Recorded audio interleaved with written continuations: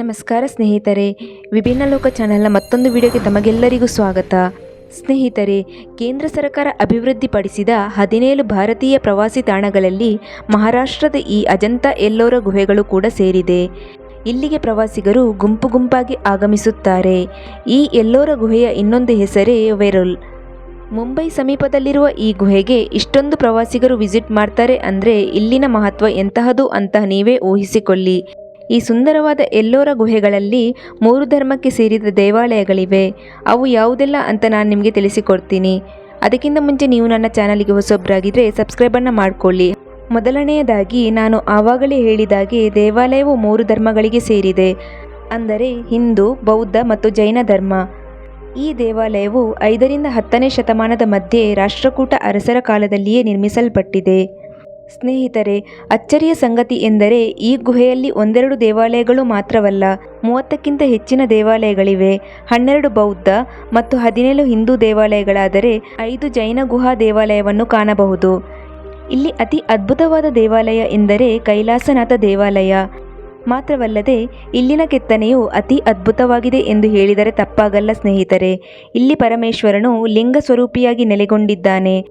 ಇಷ್ಟೆಲ್ಲ ದೇವಾಲಯಗಳನ್ನು ಹೊಂದಿರುವ ಈ ಗುಹೆಯು ಎಲ್ಲಿ ತನಕ ಹರಡಿಕೊಂಡಿದೆ ಅಂತ ನೋಡಿದರೆ ನೀವೇ ಶಾಕ್ ಆಗ್ತೀರಾ. ಯಾಕಂದರೆ 2 ಕಿಲೋಮೀಟರ್ ತನಕ ಈ ಎಲ್ಲೋರ ಗುಹೆಯು ಹರಡಿಕೊಂಡಿದೆ. ಇಲ್ಲಿ ಬೆಂಗಾಲಿ ಮೂವಿ ಶೂಟಿಂಗ್ ಕೂಡ ನಡೆದಿದೆ. ಅಸಲಿಗೆ ಈ ಗುಹೆ ದೇವಾಲಯವನ್ನು ಯಾವುದೇ ಆಧುನಿಕ ತಂತ್ರಜ್ಞಾನಗಳನ್ನು ಬಳಸಿ ನಿರ್ಮಿಸಿಲ್ಲ.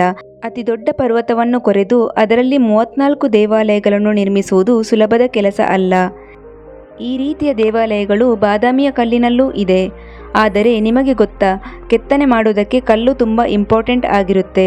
ಆದ್ದರಿಂದ ಬಾದಾಮಿಯ ಕಲ್ಲಿಗೂ ಇಲ್ಲಿನ ಕಲ್ಲಿಗೂ ತುಂಬಾ ವ್ಯತ್ಯಾಸ ಇದೆ ಎನ್ನಲಾಗಿದೆ. ಎಲ್ಲೋರದ ಕಲ್ಲುಗಳು ತುಂಬ ಗಟ್ಟಿಯಾದ ಬಂಡೆಗಳು. ಈ ಅದ್ಭುತವಾದ ಗುಹೆ ದೇವಾಲಯಗಳ ನಿರ್ಮಾಣಕ್ಕೆ 5-6 ಶತಮಾನಗಳು ಬೇಕಾದವು ಎಂಬುದು ಸಂಶೋಧಕರ ಅಭಿಪ್ರಾಯ ಕೂಡ ಹೌದು. ಇಲ್ಲಿ 8ನೇ ಶತಮಾನದಲ್ಲಿ ನಿರ್ಮಾಣವಾಗಿದ್ದು ಕೈಲಾಸನಾಥ ದೇವಾಲಯ. ಆದರೆ ಇಲ್ಲಿ ದೇವಾಲಯ ನಿರ್ಮಾಣ ಮಾಡುವಾಗ ತುಂಬ ವೇಸ್ಟೇಜ್ ಕಲ್ಲುಗಳು ಎಲ್ಲಿಗೆ ಹೋದವು ಅನ್ನೋದು ಇವತ್ತಿನವರೆಗೂ ಇರುವ ಪ್ರಶ್ನೆಯಾಗಿದೆ. ಯಾಕಂದರೆ ಆ ವೇಸ್ಟೇಜ್ ಕಲ್ಲುಗಳು ಎಲ್ಲೋರದ ಸುತ್ತಮುತ್ತಲೂ ಎಲ್ಲೂ ಕಾಣಸಿಗುತ್ತಿಲ್ಲ ಎಂದು ಸಂಶೋಧಕರು ಕೂಡ ತಿಳಿಸಿದ್ದಾರೆ.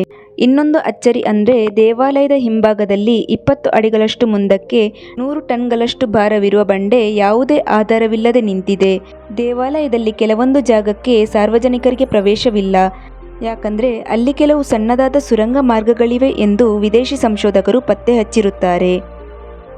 ಆ ಸುರಂಗ ಮಾರ್ಗ ಹೇಗಿದೆ ಅಂದರೆ ಮನುಷ್ಯ ನುಸುಳುವುದಕ್ಕೂ ಸಾಧ್ಯವಾಗದಷ್ಟು ಚಿಕ್ಕದಾಗಿದ್ದು 16 ಅಡಿಗಳಷ್ಟು ದೂರಕ್ಕೆ ಸಾಗಿದೆ ಎಂಬುದು ಸಂಶೋಧಕರನ್ನು ಅಚ್ಚರಿಗೊಳಿಸಿದೆ.